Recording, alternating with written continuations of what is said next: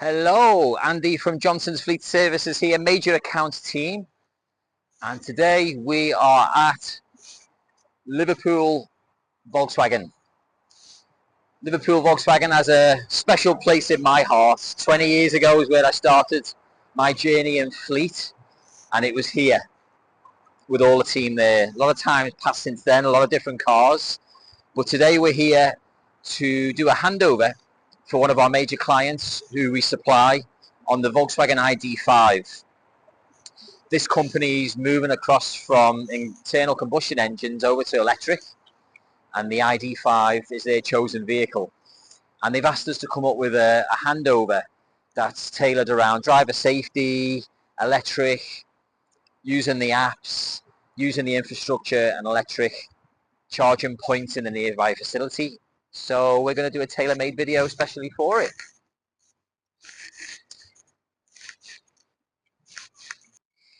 The infotainment units on all Volkswagen ID models is unbelievable. This is the latest version, which is software 5.2. I think there's still people are talking about software 5.0, so it's already superseded that. But I'll run through some of the basic controls and some helpful tips, certainly around safety and charging the car. So this is how it looks. If you press the left, that's your main menu. What you'll notice that you've got around here though is you've got your phone signal. You can connect to the internet and it'll display it here. That's normally just driver information and apps notifications. But these are quite important. These are the favorites, which you can change and select your own. But these are pre-selected as deemed to be the most important. Apple CarPlay mode, which I'll show you in a moment. That tells you the driver mode, which is very important. Some of the assists on the vehicles and parking, and then a bit of vehicle information. Then you've got your AC on and off, heated seats. You can just press that. We'll get that on.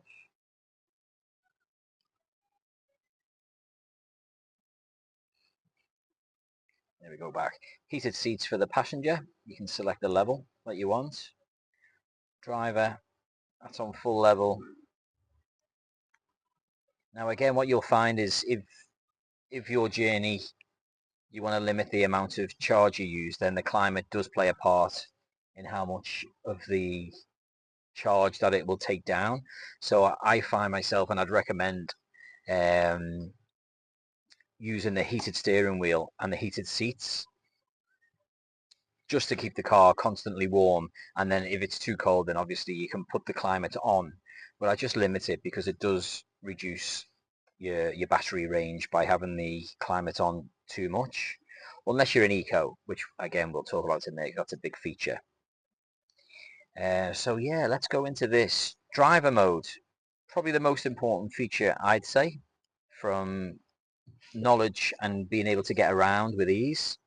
You'll see different functions here. You've got eco mode, comfort mode, sports mode, and then you can set it up individually to your own preference. And what this does, it's the drive and style. So if I'm in eco mode, then it's going to give me the maximum range possible. So range on the ID.5 Match Pro is around about 300 miles, which will indicate and tell you when it's fully charged. And that's how to get the most of it. It does slow you down a little as far as when you accelerate. It's not giving you the full acceleration, but it's giving you more than ample. We all know with electric vehicles, and you'll certainly find it on yours, is that as soon as you press the accelerator, it's off like a shot. So you have to be really careful there. In eco mode, it just takes the edge off it a little bit, which again will maximize your range. But also when it comes to braking, the braking's changed slightly because it wants to regenerate and charge while you're braking.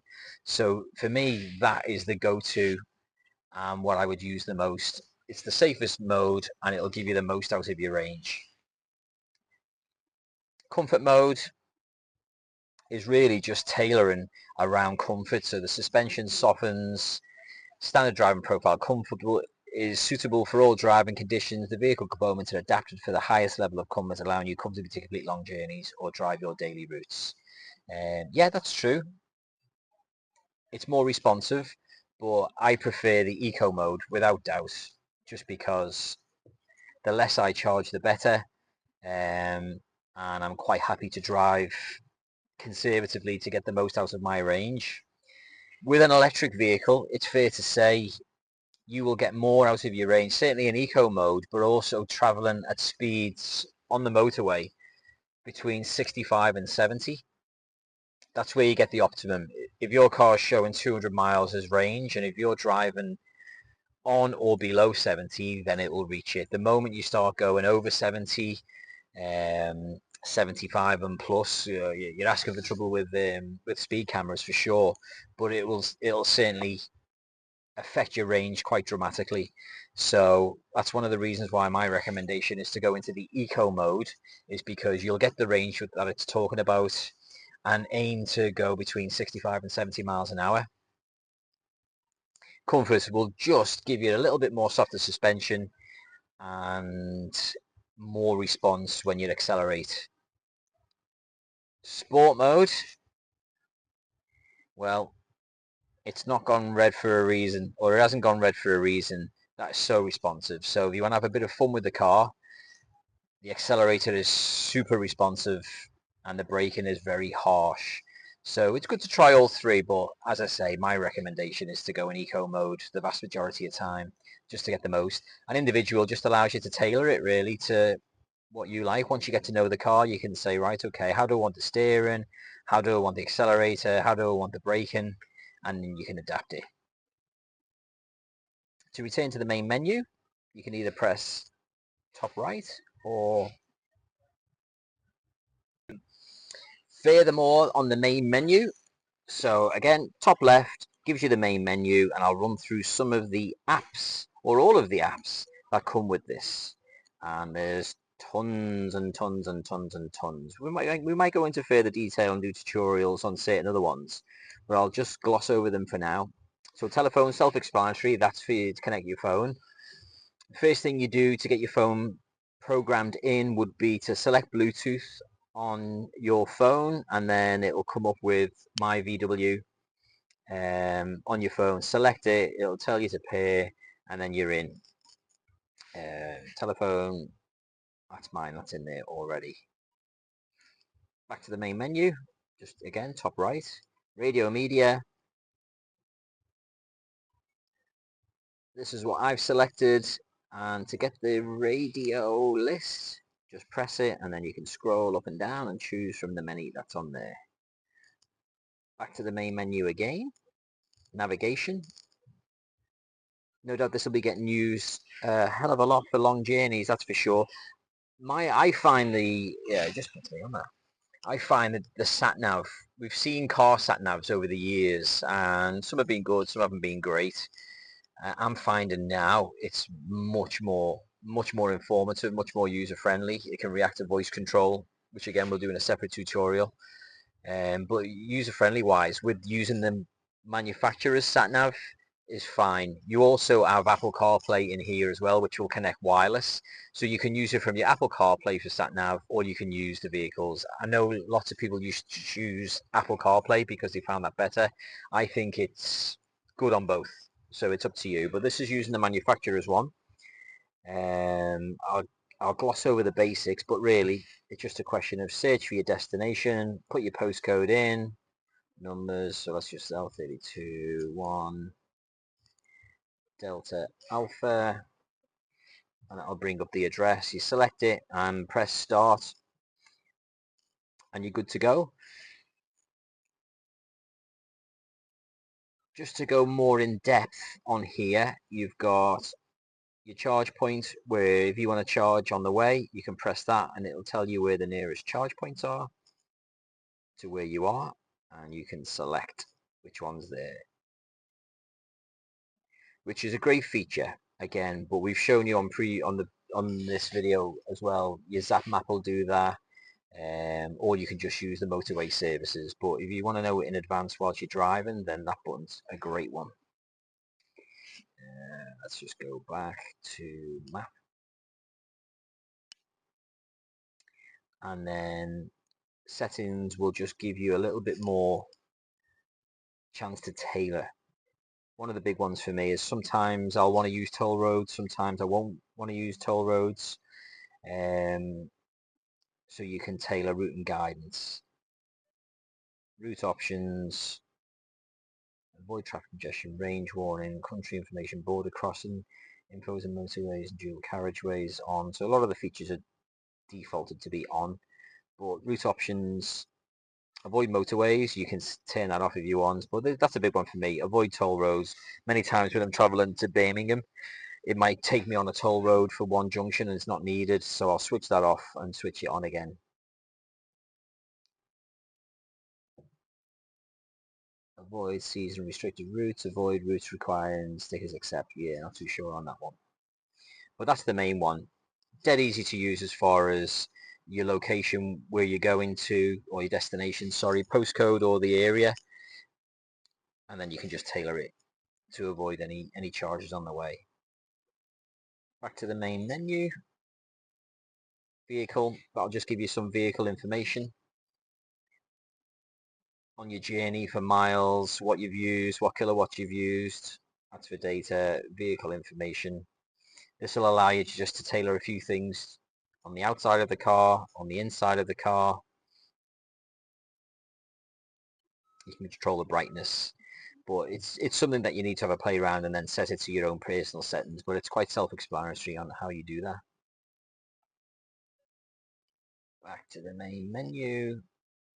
Apple CarPlay, that'll just go into the Apple features that's on there. Parking, that'll allow you to use the park assist. Great feature that's on there, and again we'll run a separate tutorial on this, but I've seen park assist over the years and it's been quite tricky to use. This one's dead easy. The car will just scan, you drive across a space, it'll tell you to pop it in and your hands can come off the wheel and it'll park it for you. But again, I'll do a separate tutorial on that one. That's just to have a look at your vehicle camera. Charging, it'll tell you battery care mode. We'll select that on, and if I'm not mistaken, battery age is fast at a high charge levels. Battery care mode helps you optimize your battery service life. If you set a target charge level that exceeds the recommended threshold values, battery care mode automatically resets after the charging process has been successfully completed. So that's just glossing over many of the key features, but as you can see, once you understand how to navigate your way around the infotainment unit, which is really just by pressing this and going to the main menu, then it's just a question of getting to know which one of the apps. But the most important features obviously will be the telephone, the sat nav, the driver mode. Again, just to get the optimum and the best from a safety perspective, as well as maximum range possible. And then just really, it's a question of entering them and then setting these apps the way you want. If there's any particular help that you'd want on specific apps, then feel free to drop a comment in on the YouTube clip, and then we'll tailor it to suit the most common.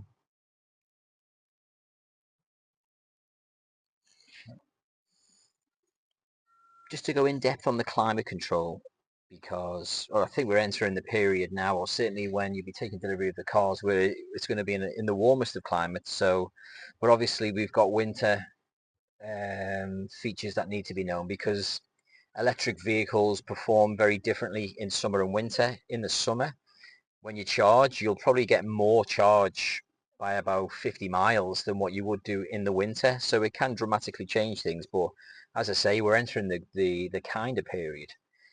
Just to give you an example of that, to enter straight into climate, then you would just press climate. That's on here. Mine's switched off now, and I'm showing 169 miles. If I turn it on, then it drops to 94. That's if I was to leave it on for the whole time of the range, then it would significantly reduce it. If I go to driver mode, and then we'll put it in eco, oh, I've got an extra mile, 95. So you can see how climate can significantly reduce, but I just wanted the controls from here, so you can have it coming out of all vents, from windscreen, coming out at you, or your feet. Power, AC on and off.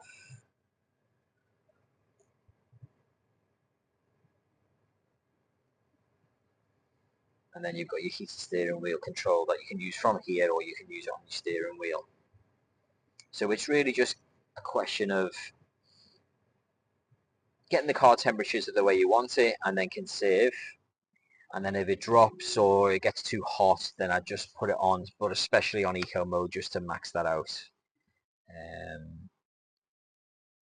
Just so you can really get as much out of your charge as possible. Charging your ID.5.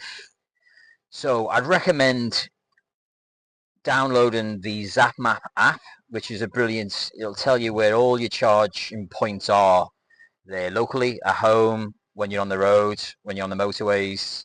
Motorways is a great route. Most service stations now, they've all got charging points, and many multiple ones.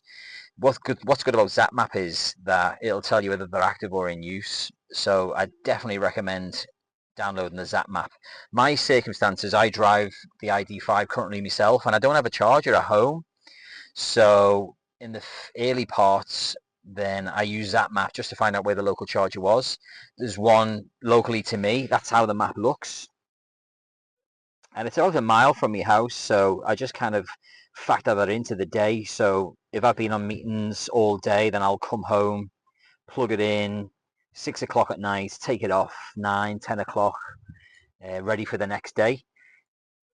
Or alternatively, if I'm working from the office at home one day, then I'll plug it in the morning, pick it up in the afternoon, or vice versa. So it's a good solution. If you haven't got a home charger, it's not the end of the world, but ZapMap will tell you where your local ones are. And then we'll show you how to plug it in. So we're here, this is using the public charging, but it's obviously, this is not a motorway service station. This is the one that's local to where I live. This one is by Monte. It's always wise to look at who it is, because sometimes the net provider changes. So in this case is Monte. I've got a Monte app. So it literally just select your app, tell it which station you're at, and then plug in.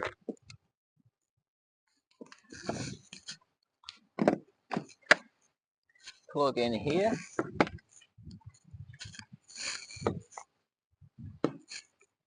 That was bound to happen, that wasn't it? The cable. Plug into the car. And that's all there is to it. So it's just communication between your app for the provider and topping up every now and again. Whereas this one's not a rapid charger, so I'll probably need to leave it on for a full charge for about 5 or 6 hours. But more often than not, I'll just use it to get me going on the motorway and then charge up on the public highway, so to speak. So let's demonstrate the adaptive cruise control on the ID.5. All done by the steering wheel, dead easy. We'll just select the mode, adaptive cruise control, and then we'll press set. So we're cruising now at 67. If I want to increase that to 70, I can. Let's just change lanes. So now the car's accelerating itself. It's got lane assist as well, so it'll keep you in the lane to a degree.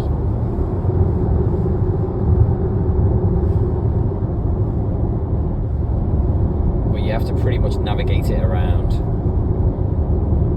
You can set the distance for the car in front by pressing the middle vehicle button. So I'll put it on its max sensitivity. So it'll detect the car in front here. Just pan it on there. And keep a safe distance. You can shorten that gap by pressing the same button again several times to reduce the radar. And how it works is it has a radar on the front that will set the distance that you tell it to. But ultimately, for motorway driving, long motorway driving especially, all you have to do really is just touch the wheel and let the car do the rest. So we've got a bit of traffic coming up here now, so the car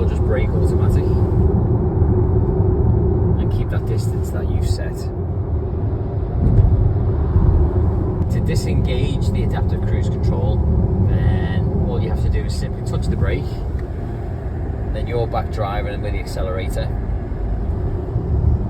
Make the manoeuvre that you want to, and to resume, simply press the RES button on your steering wheel and then resume back to the setting that you had previously, which was 70 miles an hour and a distance set. Oh, look at that, right on cue. Car's squeezing in, so the car will brake to get that distance safe again. Great safety feature.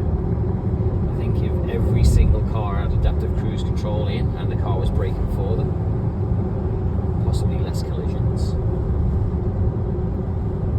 Just want to demonstrate something when I first took delivery of the ID.5 was the auto hold.